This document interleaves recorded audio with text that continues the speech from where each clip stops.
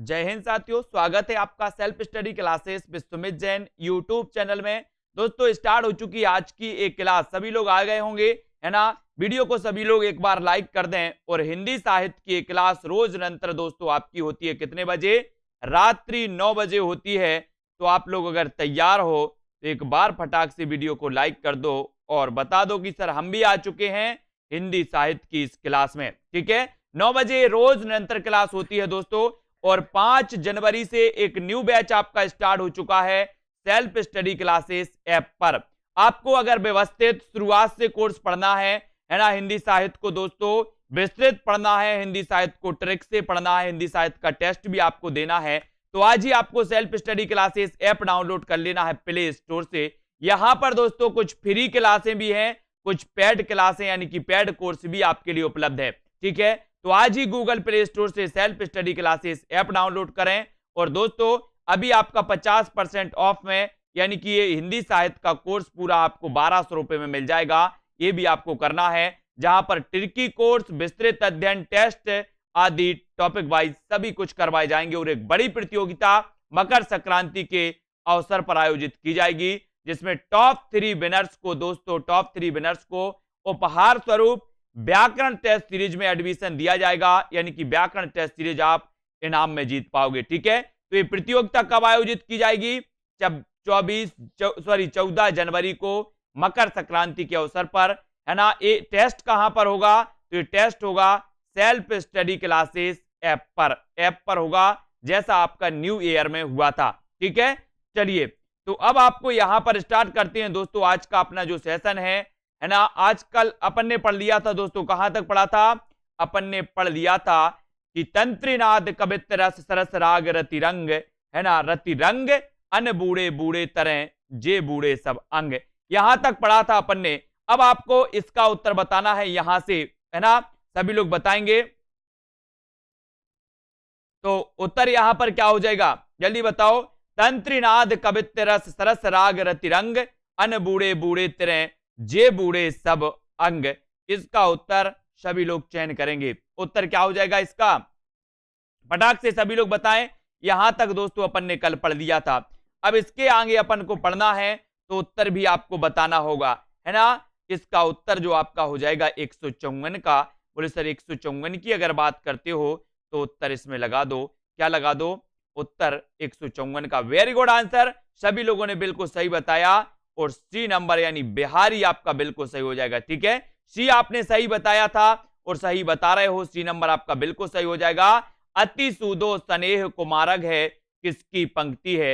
155 का आपको चयन करना है। अति सूदो स्नेह कुमारग है, ये किसकी पंक्ति मानी जाती है? दोस्तों चयन करना है आपको, है ना। और दोस्तों सबसे कम फीस में, यानी कि 1200 रुपए में आप एक कोर्स विस्तृत भी पढ़ेंगे, ट्रिक से भी पढ़ेंगे, टेस्ट भी दे पाएंगे टॉपिक वाइज, है ना।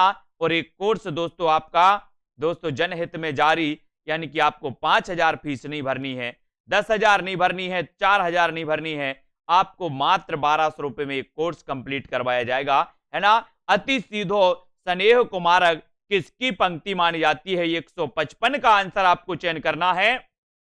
और 55 की बात बोले सर हो रही है, तो ये पंक्ति है अति सूदो स्नेह कुमारक। अति सूदो स्नेह कुमारक यानी कि घनानंद। किसकी पंक्ति है? घनानंद, है ना। घनानंद यानी सी नंबर बिल्कुल सही बताया सभी लोगों ने, बहुत बढ़िया आंसर। अगला क्वेश्चन आपकी स्क्रीन पर, ऋतु वर्णन के लिए विशेषतः रीतिकाल का कौन सा कवि प्रसिद्ध है? ऋतु वर्णन के लिए, ऋतु वर्णन की बात कर रहे हो तो ऋतु वर्णन के लिए विशेषता है रीतिकाल का कौन सा कवि वर्णित है? बोले सर ऋतु की बात करते हो तो ऋतु कोई भी हो, सर्दी हो, बरसात हो, हमारी सेना बॉर्डर पर डटी रहती है, सुरक्षा में डटी रहती है। कौन? सेना। ऋतु कोई भी हो, चाहे दोस्तों बरसात हो, चाहे ठंडी हो, कैसे भी कुछ हो, ऋतु कौन सी भी हो, सेना हमारी रक्षा में डटी रहती है। तो दोस्तों यहां पर ऋतु वर्णन की बात करोगे तो बोले सर सेनापति। ऋतु वर्णन की बात करोगे तो सेनापति। ऋतु वर्णन को अगर समझना है तो सेना से पूछो कि किस प्रकार से। दोस्तों सी नंबर आपका बिल्कुल सही हो जाएगा, सी नंबर। ठीक है, अगला क्वेश्चन आपको बताना है स्वच्छंद प्रेम का निर्बंध निर्बंध गायक जो है कौन है? स्वच्छंद प्रेम का बताना है आपको। वृंद, आलम, बिहारी या फिर मतीराम, यानी कि 157 में हमें चयन करना है दोस्तों। और 157 का उत्तर क्या हो जाएगा? स्वच्छंद की बात हो रही है, स्वच्छंद, स्वच्छंद की बात हो रही तो कौन होंगे? वृंद तो है नहीं, बिहारी भी नहीं है, मतीराम भी नहीं है, तो उत्तर क्या हो जाएगा? स्वच्छंद की बात कर रहे हो बोले सर, है ना? स्वच्छंद की बात करोगे तो स्वच्छंद का निर्बंध जो गायक है वो कौन है? आलम है। कौन है? आलम, आलम है, आलम। माधवा नल काम कंदला, माधवा नल काम कंदला एक कृति है आलम की, है ना? बोले सर काम करते करते आलम बिगड़ गया, है ना? अपन बोलते ना कि आज तो बहुत काम किया आपने, अब आलम कैसा है? आलम कैसा है ना?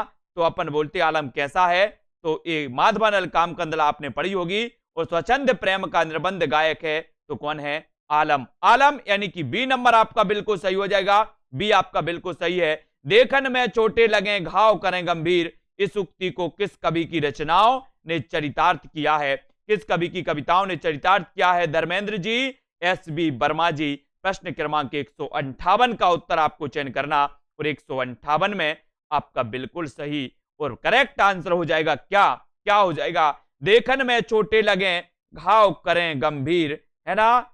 और बताओगे बिल्कुल सही है। स्वच्छंद की बात करेंगे तो आलम, अलार्म बजेगा। बहुत बढ़िया अलार्म, हिंदी जी, हिंदी कविता जी, बहुत बढ़िया अलार्म बजा दो। देखन में चोटे लगे और घाव करें गंभीर, घाव करें गंभीर, ये दोस्तों किसकी है? ये किसकी है? बिहारी जी, बिहारी जी, यानी कि डी नंबर आपका सही है। बिहारी जी की बिहारी सत्सई गागर में सागर, है ना? आपको पता है कि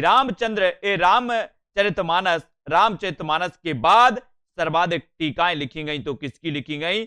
बिहारी सत्सई। किसकी लिखी गई? बिहारी सत्सई। के लेखक कौन है? बिहारी। किस काव्यधारा के कवि हैं? रीति सिद्ध काव्यधारा के, है ना? बिहारी सत्सई में कितने दोहे हैं? 713, और कहीं कहीं कितने मिलते हैं? 719 भी मिलते हैं। 713 या फिर 719, है ना? तो इसको याद रख लेना। बिहारी सत्सई। मतीराम की प्रसिद्धि का आधार स्तंभ कौन सा है? मतीराम, मतीराम बताओ। 159। ललित ललाम इनकी रचना अपन ने पढ़ी थी दोस्तों कल। ललित ललाम कई बार पूछी गई, है ना?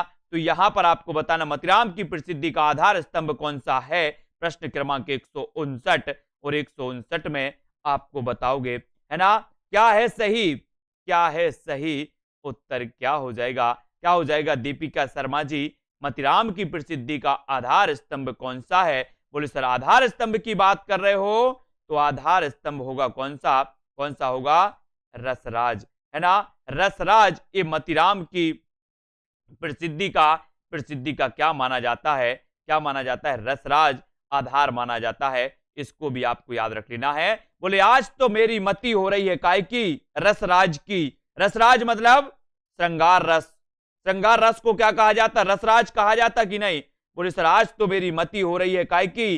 श्रृंगार की। और श्रृंगार को कहा जाता रसराज, है ना? तो याद रख लेना मति हो रही सभी की, श्रृंगार की नहीं? बोले सर श्रृंगार करके ही क्लास में बैठे हैं आज, है ना? तो ये मतीराम की प्रसिद्धि का आधार है रसराज, इनका ग्रंथ है। और रसराज कहलाता है श्रृंगार रस, है ना? श्रृंगार रसों को रसों का राजा कहा जाता है। काव्य निर्णय ग्रंथ किस कवि का है दोस्तों? काव्य निर्णय ग्रंथ किस कवि का है? 160 का आंसर बताना प्रियंका जी, सोनू जी, एस किरण जी। प्रश्न क्रमांक 160 यानी कि 160। और काव्य का निर्णय कौन ले लेते हैं? जल्दी, मैंने कई बार आपको बताया।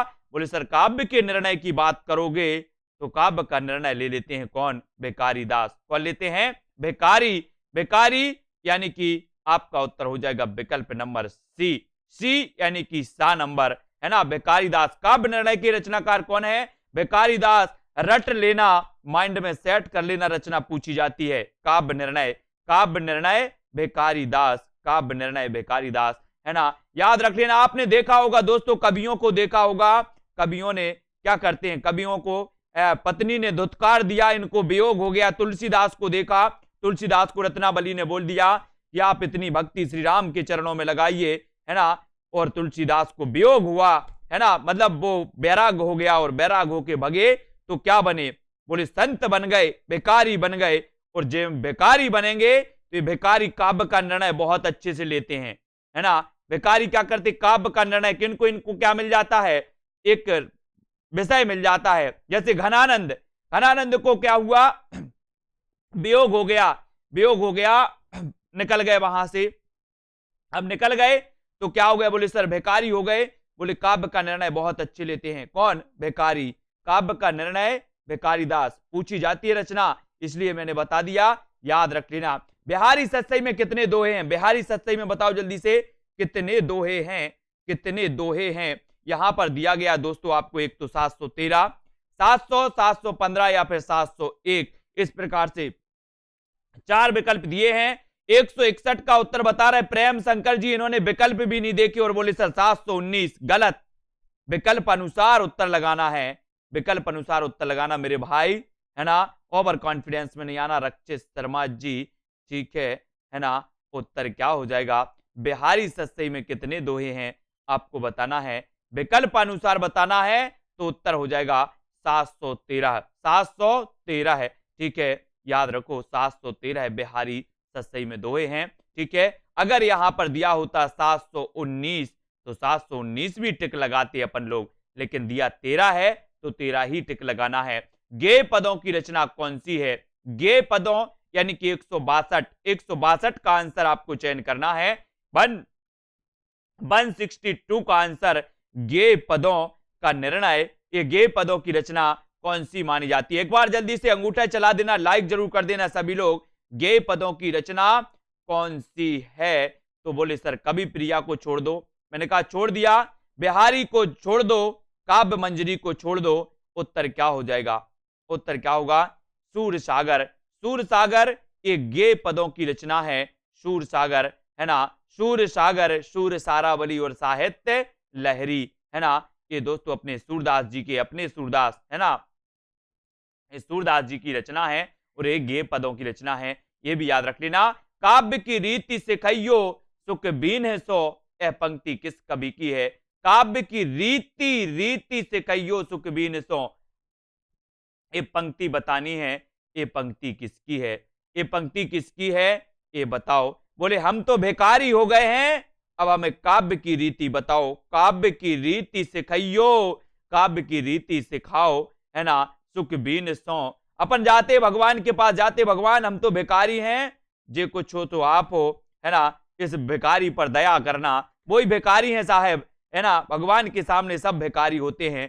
तो काव्य की रीति सिखाइयो सुख बीन सो, ये पंक्ति कौन सी होगी, बोले हम तो भिखारी हो चुके हैं, अब तो क्या बताओ, काव्य की रीति सिखाइयो, रीति सिखाइयो। तो दोस्तों ये भिखारी दास की पंक्ति है, किसकी, भिखारी दास, और डी नंबर आपका बिल्कुल सही हो जाएगा, डी नंबर, डी आपका बिल्कुल सही है। आचार्य रामचंद्र शुक्ल के अनुसार रीति काल का सीमांकन क्या है, रीति काल ये वही रीति काल है दोस्तों जिसको अपन ने कई बार पढ़ा है ना, कई बार पढ़ा है। और विश्वनाथ प्रसाद ने इस रीति काल को 3 भागों में बांटा, कितने भागों में, 3 काव्य धाराओं में बांटा, रीति सिद्ध, रीति मुक्त, रीति बद्ध, ये विश्वनाथ ने बांटा।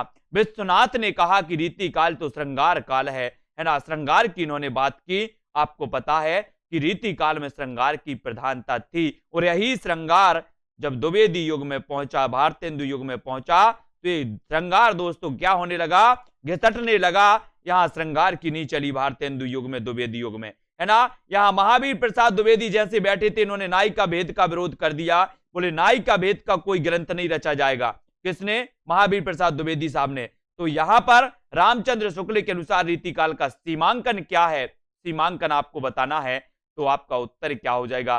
प्रश्न क्रमांक 164 है, ईस्वी भी आपको याद रख लेना, कभी कभी वेरी गुड रेखा जी, 1643 से लेकर के 1843 तक का जो काल माना जाता है, वो माना जाता है दोस्तों क्या, ये माना जाता है अपना रीति काल, रीति काल माना जाता है, इसको याद रखना है अपन को, ठीक है। आपका उत्तर हो जाएगा 164 का आ नंबर आपका बिल्कुल सही हो जाएगा। ए नंबर लगा दिया ना बहुत सारे लोगों ने, सी लगा दिया, सी, बहुत बढ़िया, बहुत बढ़िया। 1700 से 1900 ईस्वी, है ना, इसलिए मैं कहता हूं थोड़ा सा कान खोलकर सुना करो, यहां ईस्वी में पूछा गया है, ईस्वी में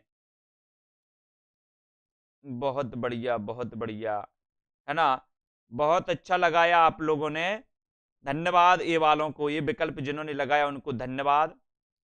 और जिन्होंने सी लगाया है वो जरा मंथन करें, विचार करें कि यहाँ ईसवी पूछा गया है, ईसवी पूछा गया है और रामचंद्र शुक्ल ने संवत माना है, संवत माना है, संवत 16 है ना, माना है ना। बहुत बढ़िया, 1700 से 1900 है ना, 1700 से 1900, 1700 में से 57 घटा दो बचेंगे 43, 1900 में 57 घटा दो बचेंगे 43। हो गए ना कंफ्यूज सोनू जी? बहुत बढ़िया, है ना। तो उत्तर हो जाएगा ए नंबर, ए नंबर 1643 से 1843 ईसवी, ईसवी है ना, ये ईसवी पूछा गया, ईसवी। इसलिए इन ग्रंथों में सिद्धांत निरूपक ग्रंथ कौन सा है, सिद्धांत निरूपक ग्रंथ बताना है कौन सा है। हाँ, कौन सा है प्रीति जी, दीपिका माही जी, इन ग्रंथों में सिद्धांत निरूपक ग्रंथ कौन सा है, सिद्धांत निरूपक ग्रंथ बताना। 165, 165 का उत्तर, सिद्धांत निरूपक ग्रंथ की बात हो रही है। वो सिद्धांत निरूपक जो ग्रंथ है वो ग्रंथ कहलाता है कौन सा, वक्रोक्ति, वक्रोक्ति जीवितम, वक्रोक्ति जीवितम। यानी कि आपका जो एक नंबर है, एक नंबर आपका वक्रोक्ति जीवितम बिल्कुल सही हो जाएगा। ए नंबर आपका ये सिद्धांत निरूपक ग्रंथ माना जाता है, वक्रोक्ति जीवितम, ए नंबर। ठीक है, अगला क्वेश्चन है सेवा बावनी के रचयिता कौन है, बिल्कुल सरल आंसर है ना, अड़िया तरीके से बताना है ना। उत्तर क्या हो जाएगा, उत्तर बताओ।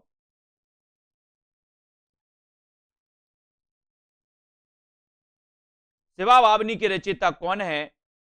और बोले सर सेवा बावनी की बात अगर करोगे तो सेवा बावनी ये जो रचना है ये रचना किसकी है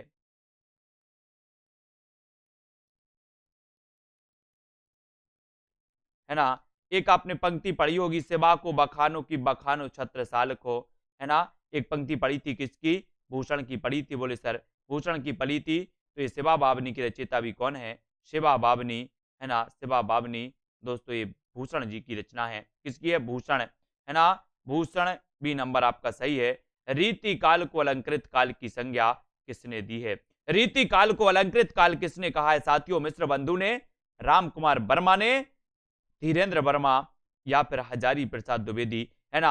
अलंकृत काल और श्रृंगार काल में आप लोग बहुत कंफ्यूज होते हैं, अलंकृत काल और श्रृंगार काल में आप लोग बहुत कंफ्यूज होते हैं, इसलिए अलंकृत काल भी याद रख लेना है, श्रृंगार काल भी आपको याद रख लेना है। ठीक है, सभी लोग याद रखेंगे अलंकृत काल और श्रृंगार काल, अलंकृत काल और श्रृंगार काल जल्दी से आपको याद रखना है ना। और इसका जो सही उत्तर हो जाएगा वो हो जाएगा आपका क्या, मिश्र बंधु, मिश्र बंधु आपका सही हो जाएगा, मिश्र बंधु सही हो जाएगा। वेरी गुड आंसर, ए नंबर आपका बिल्कुल सही है। अगला क्वेश्चन की ओर चलते, इस्कनामा किसकी कृति है, अस्कनामा, इस्कनामा के रचनाकार कौन है, आलम, बोधा, ठाकुर, ठाकुर दुजदेव, कौन माने जाते इस्कनामा। इस्कनामा बोले सर इश्क में नाम पड़ गया, क्या नाम पड़ गया, इश्क में नाम पड़ गया, क्या नाम पड़ गया, जल्दी से बताओ क्या नाम पड़ गया इश्क में, इश्क में नाम पड़ गया क्या, बोधा, इश्क में नाम पड़ गया बोधा, तो उत्तर हो जाएगा क्या, बोधा, इश्क नामा बोधा, इश्क लता घनानंद। ठीक है, बी नंबर आपका बिल्कुल सही है। बहुत बढ़िया, बोले सर ये तो नहीं भूल पाएंगे कभी, मैंने कहा हाँ नहीं भूलना, कोई दिक्कत नहीं, बी नंबर। इनमें से कौन सा कवि रीतिबद्ध काव्यधारा से संबंधित नहीं है, रीतिबद्ध बताना, रीतिबद्ध कौन नहीं है, चिंतामणि, मतिराम, पद्माकर, है ना, बिहारी, रीतिबद्ध काव्यधारा से संबंधित कौन नहीं माने जाते, कमेंट में लिखो जल्दी से। रीतिबद्ध काव्यधारा, रीतिबद्ध काव्यधारा की बात करोगे, बोले सर रीतिबद्ध में चिंतामणि आते हैं, मतिराम आते हैं, पद्माकर भी आते हैं, लेकिन कौन नहीं आते, कौन नहीं आते रीतिबद्ध में, रीतिबद्ध में नहीं आते कौन, बिहारी, बिहारी, है ना, बिहारी नहीं आते, ये रीति सिद्ध में आते हैं, रीति सिद्ध में आते हैं कौन, रीति सिद्ध में आते बिहारी, पद्माकर रीतिबद्ध, मतिराम, है ना, केस की चिंता देव मतिराम। इस प्रकार से मैंने रीतिबद्ध को अलग से एक ट्रैक बनाई है, बहुत बढ़िया पैड क्लास वालों के लिए, है ना। तो यहां पर आपका डी नंबर आपका बिल्कुल सही हो जाएगा, रीतिबद्ध, डी नंबर, है ना। यद्यपि सुजाति सुलक्षणी सुवर्ण सरस सुब्रत भूषण बिनुना ब्राजिए कविता बनिता मित्र, लगाओ जल्दी से अब क्या उत्तर हो जाएगा। चार विकल्प हैं आपके सामने, जदपि सुजाति सुलक्षणी सुवर्ण सरस सुवृत्त भूषण बिनुना ब्राज यही कविता बनिता मित्त। ये पंक्ति किसकी है?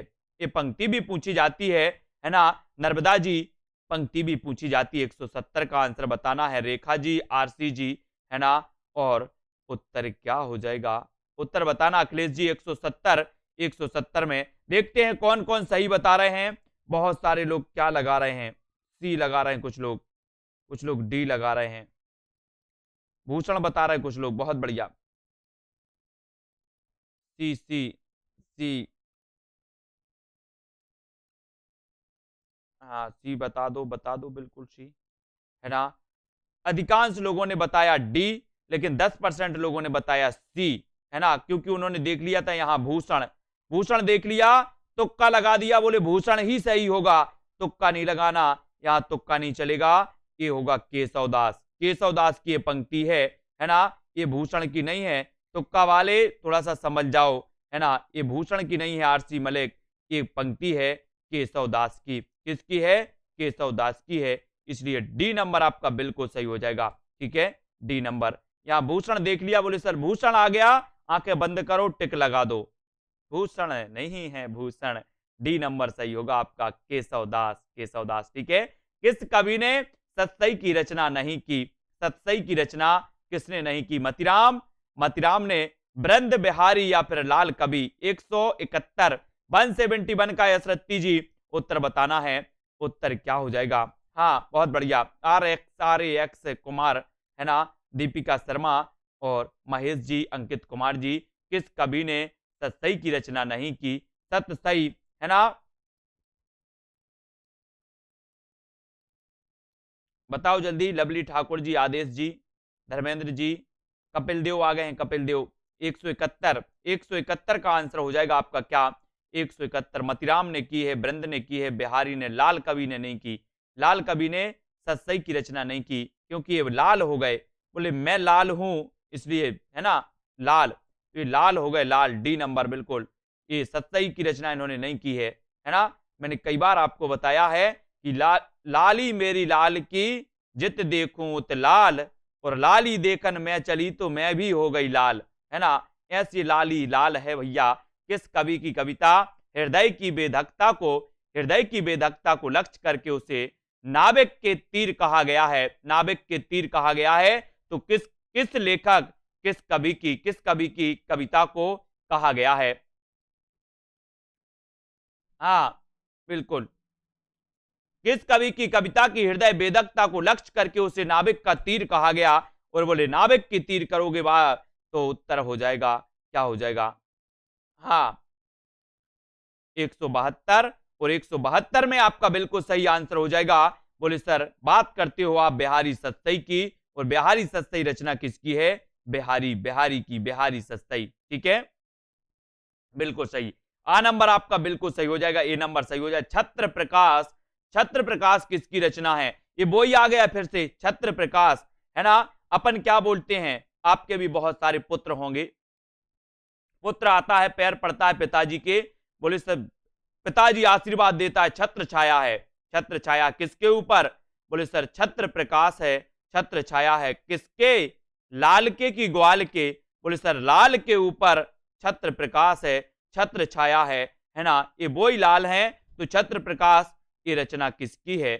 छत्र प्रकाश की रचनाकार कौन है? ये फिर से आ गए लाल आ गए, तो लाल लगा दो, और छत्र, लाल के ऊपर छत्र छाया है, छत्र का प्रकाश है, तो उत्तर हो जाएगा आपका क्या? ए नंबर, लाल, है ना। लाल यानी कि ए नंबर। दोस्तों आपने लाल पढ़ा, लाल, और लाल के दो अर्थ निकलते यहां पर। एक तो लाल होता है रंग, और एक लाल होता है, लाल मतलब होता है पुत्र, है ना। बोले मेरा लाल भी आ गया है, तो लाल मतलब दो अर्थ यहां पर निकल गए। कौन सा अलंकार हो जाएगा?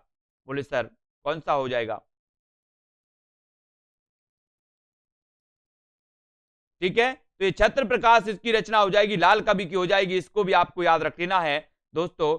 और यहां पर आते हैं, अमिदा उत्तम काव्य है, मध्य लक्षणा लीन, अदम व्यंजना सरस ब्रस उल्टी कहते प्रवीण, है ना। एक आपने दोस्तों वो गाना भी सुना होगा, जग लाल लाल लाल लाल लाल लाल देखेगा मुझको। ये लाल का चक्कर बहुत गजब है हिंदी साहित्य में भी, है ना। और आप फिल्मी में देखो तो लाल लाल, बोले लाल लाल दिखेगा मुझको, तो ये लाल लाल का चक्कर गजब है। अभिदा उत्तम काव्य पूछा गया था, अभी पंजाब में पूछा गया था, मास्टर कैडर पंजाब में। अभिदा उत्तम काव्य है, मध्य लक्षणालीन, अधम व्यंजना रस सरस रस, उल्टी कहत प्रवीण। ये पंक्ति किसकी है ना। पंजाब मास्टर कैडर वाले खुश हो गए, बोले सर पूछ ली गई थी ये पंक्ति, है ना। और बिल्कुल सही टिक किया था ना, ये अमिदा उत्तम काव्य है मध्य लक्षणालीन, ये पंक्ति टिक किया था। बोले सर ये जो पंक्ति है, ये पंक्ति है किसकी, देव कवि की। अभिदा उत्तम काव्य है मध्य लक्षणालीन, यानी कि आपका बी नंबर बिल्कुल सही हो जाएगा, बी। ठीक है, बी नंबर टिक किया है तो राइट हो जाएगा। और आगे बढ़ोगे, सुजान विनोद किसकी रचना है, सुजान विनोद किसकी रचना है। 4 विकल्प हैं दोस्तों, सुजान विनोद के रचनाकार आपको बताना है, 175 का आपको चयन करना है। और सुजान हमने क्या पढ़ा था, सुजान विनोद देव, विनोद देव, सुजान विनोद को देव, यहां से कर लो, सुजान विनोद को देव, सुजान विनोद याद करो, सुजान विनोद। सुजान विनोद के रचनाकार कौन है, देव कवि, देव कवि हैं। अमिदा उत्तम काव्य है मध्य लक्षणालीन। और दोस्तों अपन ने क्या पढ़ा था, ठीक है, ए आ नंबर आपका बिल्कुल सही हो जाएगा, ए नंबर। ठीक है, देव कवि की रचना है। 34वां छल नामक 34वां भाव वो किसने माना है, ये भी पूछ लिया गया था, है ना, कि 34वां छल नामक संचारी भाव किसने माना है, तो ये देव कवि ने ही माना है, देव कवि ने। और बिहारी सत्सई पर किस ग्रंथ का प्रभाव है, ये आपको चयन करना, बिहारी सत्सई पर किस ग्रंथ का प्रभाव है। तो ग्रंथ की बात करोगे तो उत्तर हो जाएगा क्या, किस ग्रंथ का प्रभाव है, 176 बिहारी सत्सई पर किस ग्रंथ का प्रभाव है, बताना है आपको। नामवीर जी, हरिओम जी, उत्तर आपका बिल्कुल सही होगा, गाथा सप्तशती, गाथा सप्तशती, यानी सी नंबर आपका बिल्कुल सही हो जाएगा, Gatha Saptashati. Sudhir ji very good answer, Bihari Satsai, Bihari की रचना, और इस पर गाथा सप्तशती, गाथा सप्तशती का प्रभाव है।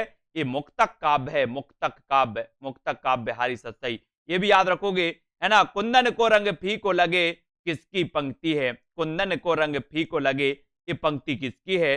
जिन भी साथियों को पेड कोर्स में ज्वाइन होना है, मात्र 1200 रुपए में ये पेड कोर्स में ज्वाइन हो सकते हैं दोस्तों। अपने अध्ययन को व्यवस्थित बना सकते हैं, क्रमबद्ध बना सकते हैं, विस्तृत पढ़ सकते हैं, ट्रिक से पढ़ सकते हैं, टॉपिक वाइज टेस्ट भी लगा सकते हैं, है ना।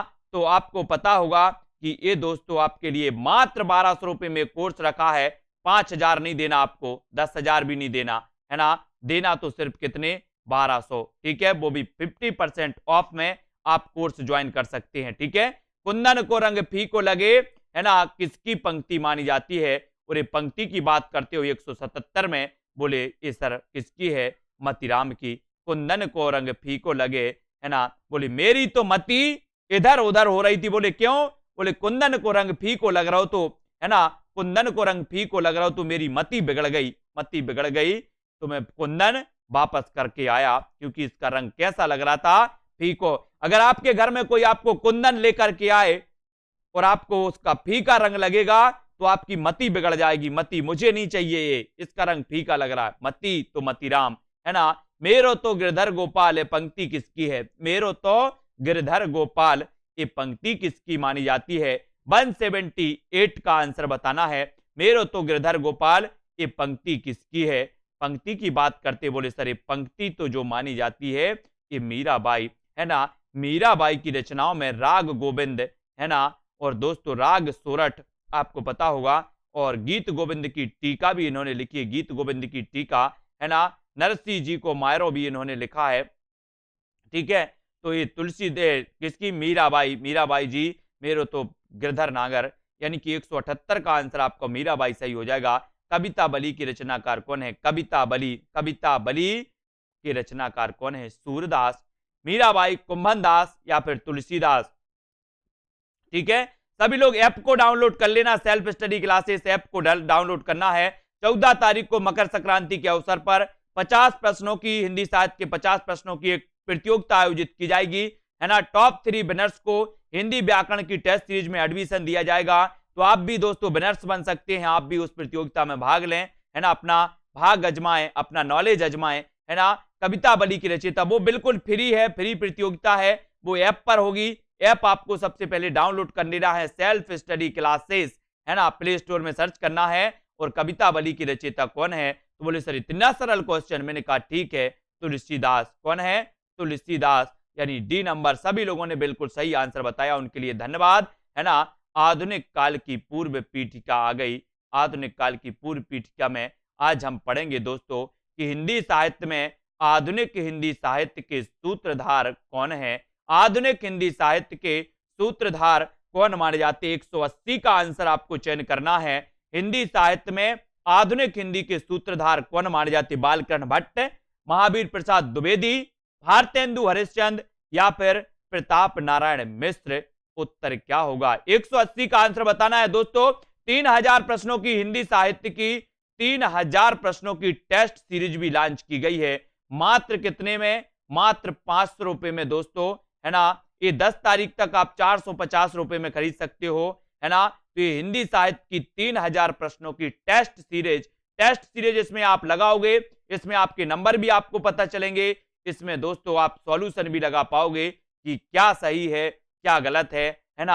आज आपका सेकंड बैच वालों का दोस्तों क्या था? आज टेस्ट था। कौन सा? हिंदी साहित्य को इतिहास को लेकर टेस्ट था। बच्चों ने बढ़ चढ़कर भाग लिया और अच्छे नंबर भी आए हैं, है ना। हिंदी साहित्य में आधुनिक हिंदी साहित्य के सूत्रधार कौन है? तो सूत्रधार हैं दोस्तों कौन?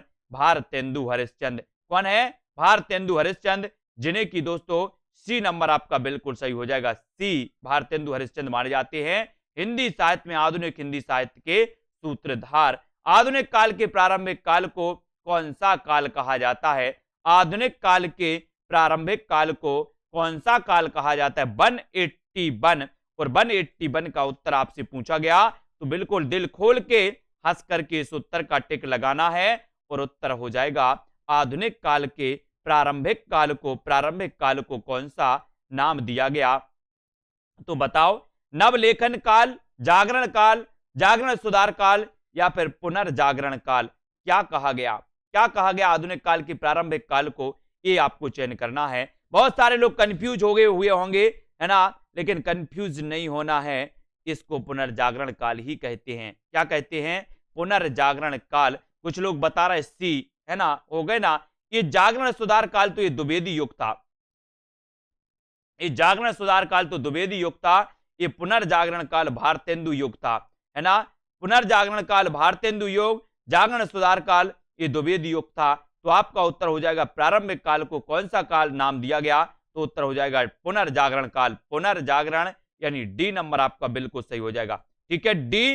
रामचंद्र शुक्ल ने आधुनिक काल को किन 2 खंडों में बांटा? किन 2 खंडों में बांटा आधुनिक काल को बताना है। 182 का आंसर, 182 आधुनिक काल को जल्दी बताओ। तो 182 दोस्तों। आधुनिक काल में ऐसा नहीं है कि भारतेंदु युग में काव्य रचनाएं नहीं हुई। भारतेंदु युग में दोस्तों पद्य साहित्य नहीं लिखा गया। भारतेंदु साहित्य में गद्य साहित्य नहीं लिखा गया, दोनों लिखे गए, है ना। गद्य भी लिखा गया, पद्य भी लिखा गया, है ना। तो यहां पर याद रख लेना, अपन गद्य साहित्य पढ़ते हैं, गद्य साहित्य में अपन नाटक निबंध आदि पढ़ते हैं, तो आधुनिक काल में भी लिखे गए, यानी कि भारतेंदु युग में भी लिखे गए, है ना। द्विवेदी युग में भी नाटक निबंध लिखे गए। तो भारतेंदु जी ने 2 भागों में 2 खंडों में बांटा। एक तो गद्य खंड और दूसरा काव्य खंड, है ना। काव्य खंड अपन पढ़ते हैं दोस्तों कौन कौन सा? भारतेंदु, द्विवेदी, छायावाद, है ना, छायावाद, प्रगति, प्रयोग, नई कविता।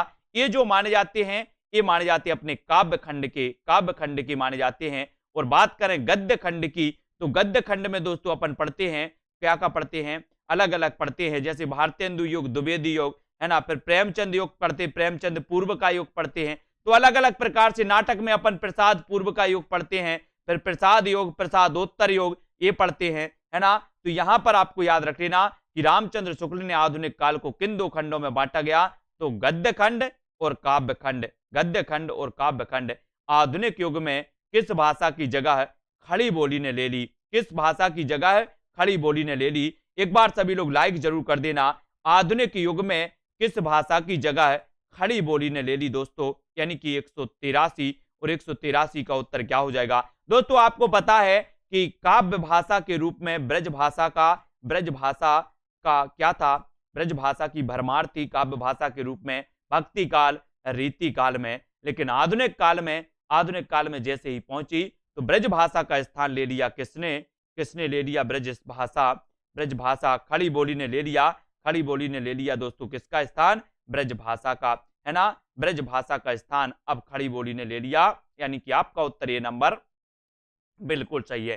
ठीक है, ये नंबर सही है। आधुनिक काल के द्वितीय चरण को किस काल की संज्ञा दी गई, बहुत बढ़िया प्रश्न है। प्रश्न क्रमांक 184 में आपको चयन करना है दोस्तों, आधुनिक काल के द्वितीय चरण को किस काल की संज्ञा दी गई, तो जल्दी से चयन कर लेना। 184 का आंसर हमें चयन करने के लिए बोला गया है ना, थक कर नहीं बैठना है, उत्तर बताना है। आधुनिक काल के द्वितीय चरण को क्या किस काल की संज्ञा दी गई, यहां पर उत्तर क्या हो जाएगा, उत्तर बताओ सभी लोग, उत्तर बताओ। आधुनिक काल के द्वितीय चरण को किस काल की संज्ञा दी गई, तो अभी अपन ने पढ़ा था, बोले सर आधुनिक काल का जो युग था इसे जो नाम दिया गया वो नाम दिया गया सुधार काल, है ना, सुधार काल नाम दिया गया, जागरण सुधार काल, इसे जागरण सुधार काल कहा जाता है, यह सुधार काल नाम दिया गया, यानी कि आपका उत्तर हो जाएगा बी नंबर बिल्कुल सही है।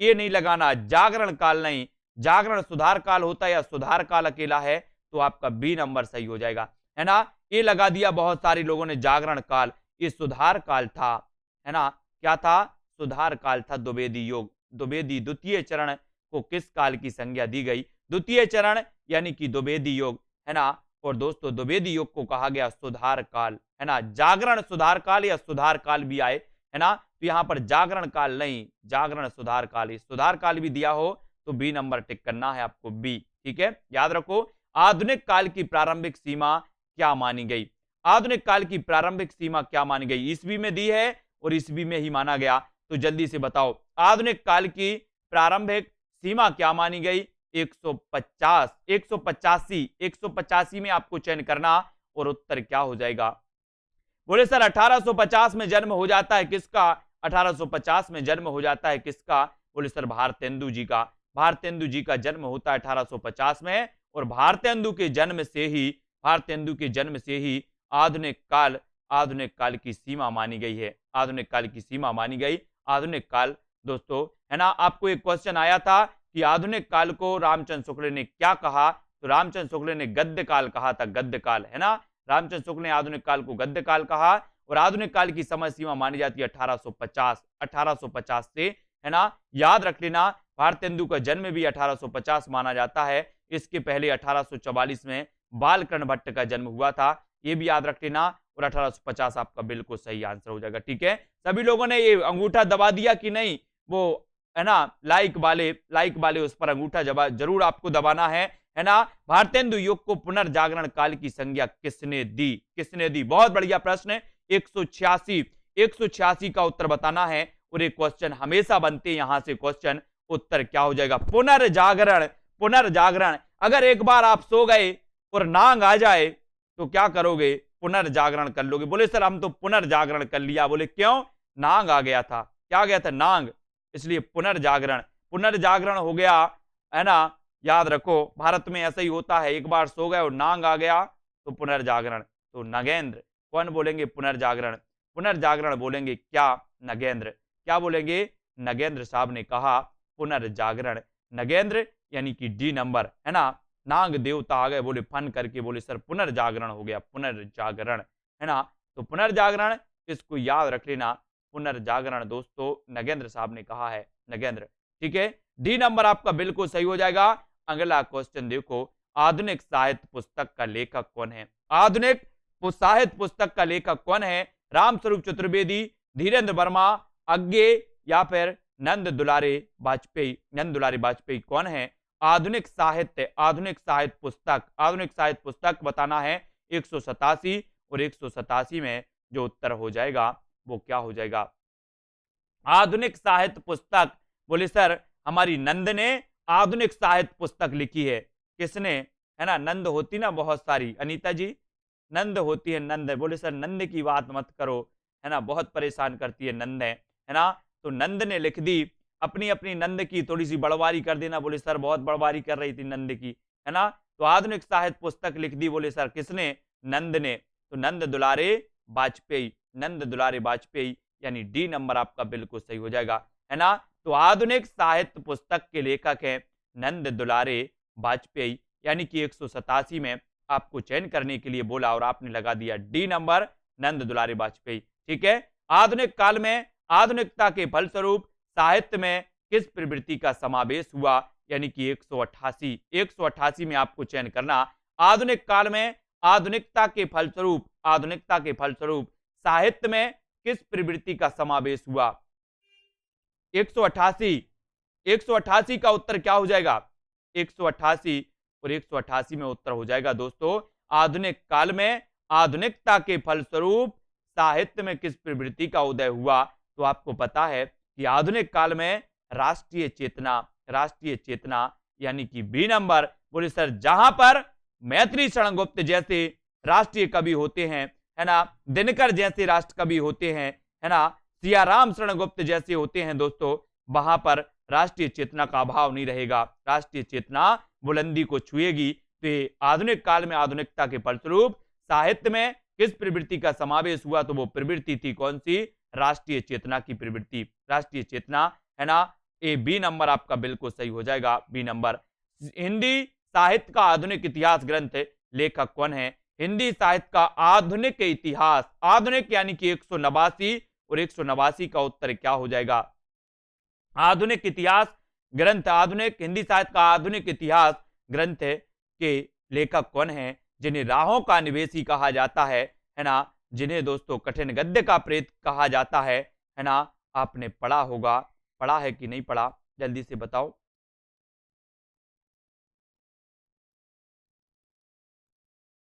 वो कौन है? उत्तर हो जाएगा हिंदी साहित्य का आधुनिक इतिहास ग्रंथ का लेखक कौन है? तो वो लेखक है कौन? अज्ञे यानी सी नंबर, यानी कि आपका सी बिल्कुल सही है। बहुत बढ़िया टिक किया, सी नंबर आपका बिल्कुल सही होगा। यहां पर अपने बहुत सारे प्रश्नों का समावेशन यहां पर हो गया दोस्तों।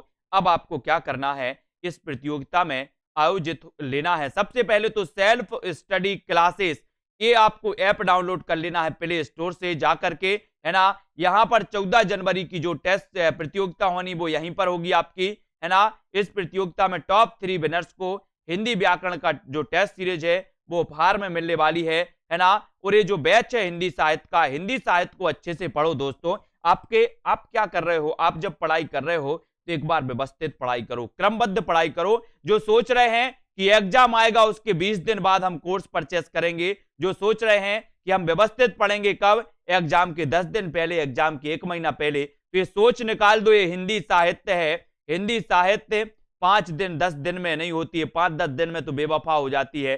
फिर बोलोगे सर हिंदी साहित्य देवता को माखन नहीं खिला पाया, है ना। इसलिए मैं बोल रहा हूं कि आप लोग इस कोर्स में ज्वाइन हो जाओ, इस कोर्स को व्यवस्थित तरीके से पढ़ो। सेल्फ स्टडी क्लासेस में बिल्कुल आपके लिए स्पेशल दोस्तों सिर्फ 1200 रुपए में आपको इस हिंदी साहित्य के संपूर्ण कोर्स में ज्वाइन हो जाओगे। यहां पर हिंदी साहित्य का रिकॉर्डेड आपको कोर्स मिलेगा, आपको टारगेट दिया जाएगा, लाइव क्लास मिलेंगी, है ना। उसके बाद आपको ट्रिकी वीडियो भी मिलेंगे, ट्रिकी वीडियो के बाद टॉपिक वाइज आपको टेस्ट भी मिलेंगे। जैसे आदिकाल आपका कंप्लीट हो गया, आदिकाल का टेस्ट होगा, भक्तिकाल कंप्लीट हो गया, भक्तिकाल का टेस्ट होगा, रीतिकाल कंप्लीट हुआ, रीतिकाल का टेस्ट होगा, उसका रिजल्ट आपका आएगा। रिजल्ट आएगा कैसे? ओवरऑल स्टूडेंट में आपकी रैंक क्या है ना, आपके नंबर कितने आए, ये सारी चीजें आपसे पूछी जाएंगी, है ना। तो आपको दोस्तों इस बैच में जल्दी से ज्वाइन हो जाएं सभी लोग, है ना। ये मात्र आपके लिए दोस्तों, है ना, 1200 रुपए में आपको 5000, 10,000, 15,000 पे नहीं करना हिंदी साहित्य के लिए। सेल्फ स्टडी क्लासेस में सबसे कम अभी तक और सबसे अच्छा मटेरियल आपके लिए।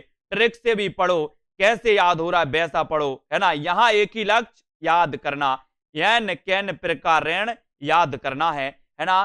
श्याम पंडित जी, लता कुमार, हरिओम जी, कविता चंचल जी, तो जो भी साथी हिंदी साहित्य से जुड़े हैं एक बार सेल्फ स्टडी क्लासेस में आए, है ना। कोर्स को आप ले सकते हैं और कोर्स में दोस्तों जुड़े, है ना, मजा आ जाएगा हिंदी साहित्य में। अर्शदीप, माही, विश्वास मलिक सर जी, अभी तक दारसू शर्मा जी, अभी तक जो आप पढ़ते रहे दोस्तों उससे कुछ हटके आपको यहाँ महसूस होगा, है ना। हेमचंद्र जी, रीता राजेश जी, कई पुस्तकों का निचोड़ आपको यहाँ मिलेगा। एक बार आप जुड़ेंगे पुस्तकों की जरूरत ही नहीं पड़ेगी आपको तो, है ना। पिंकू जी, गणपत विमलेश जी, बिल्कुल सही है ना, बहुत बढ़िया, ठीक है। और अमिता, सोनू जी, रीता, अर्शदीप जी, धर्मेंद्र, प्रीति जी, हार्दिक जी, सुषमा जी, रेनू चमोली, लवली ठाकुर जी, ठीक है। और दोस्तों धर्मेंद्र जी, है ना, रीता जी वर्मा, अनीता जी, योगेंद्र, ममता जी, सभी लोग जुड़े रहें, वीडियो को लाइक कर देंगे, है ना। ममता चौहान जी, आपका नाम ले लिया, बिल्कुल ले लिया। मिनी पांडे, हेमचंद्र, विकास जी, राज और जय कुमार, कपिल देव जी, सभी को धन्यवाद। इसी प्रकार से जुड़े रहना है, वीडियो को लाइक करना है ना। माया गौर जी, अंजू जी, ज्योति, हेमा जी, रीनू, स्मृति जी, दारसू, रीता जी, ठीक है, दिनेश जी, अर्शदीप जी, ठीक है, और दीपक, संदेश, लता, विकास जी, संदीप जी, रश्मि जी, ठीक है, वेरी गुड, बहुत बढ़िया, ठीक है।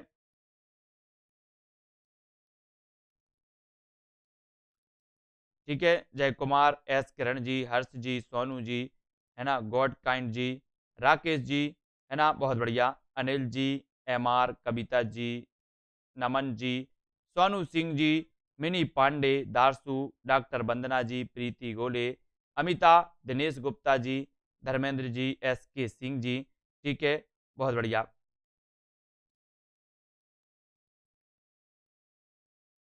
हाँ बिल्कुल बिल्कुल, ये वीडियो भी मिल जाते हैं वो तो, ममता जी कभी भी देख सकते, पुष्पा जी, सोनू सिंह जी, अभिलाषा, पुष्पा यादव जी, ठीक है। यश भारती जी, यश भारती भी आ गए हैं, है ना। Sanjay ji, Sandeep Kumar ji, Sanjay Awasthi, very good.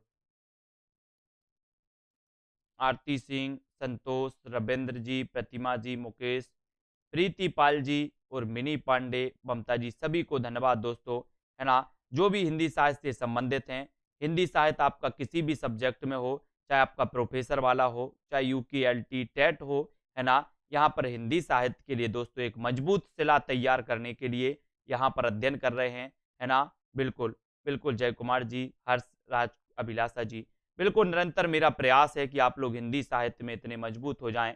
जब आप सेल्फ स्टडी क्लासेस से जुड़े हैं तो बहुत बढ़िया तरीके से पढ़ें और बिल्कुल मजबूत तरीके से आप बहुत अच्छी हिंदी सीखें, ठीक है। सुनील तिवारी जी, प्रयागराज, है ना। सुषमा जी, कुलदीप जी, एम आर, दीपक, बिमलेश जी, सभी को धन्यवाद दोस्तों। सुनील तिवारी जी, है ना, जुड़े रहें। और जिन भी साथियों को, है ना, सुनीता देवी, ममता, कबीर पंडित जी, सुनीता यादव जी, सभी को धन्यवाद।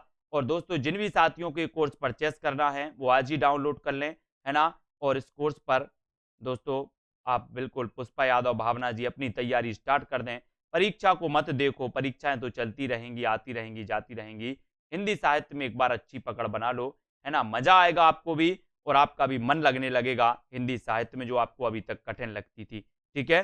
तो अंकित, सुनील, एस के सिंह जी, ठीक है, बिल्कुल सही है, ठीक है।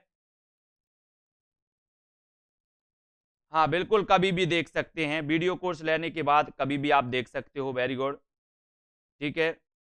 हाँ, नाग लक्ष्मी जी, मिनी जी, अर्शदीप जी, संध्या जी, ममता मेहता जी, श्याम पंडित जी, अर्शदीप, है ना। और आप कोर्स लेते हो तो आप अपने टाइम के अनुसार उसको देख सकते हो, रिकॉर्डेड कोर्स आपको यहाँ पर पूरा मिल जाएगा, आप अपने टाइम के अनुसार उसको देख सकते हो। जब भी आपको टाइम मिलता है, आप ड्यूटी जाते हो, जब आपको टाइम मिलता है उसके बाद आप देख सकते हो, है ना, बिल्कुल सही है। सोनू जी, हर्ष, अंजलि, ए के त्रिपाठी जी, सभी को धन्यवाद। आज के वीडियो के लिए बस इतना ही। जय हिंद। वीडियो को शेयर कर देना, है ना।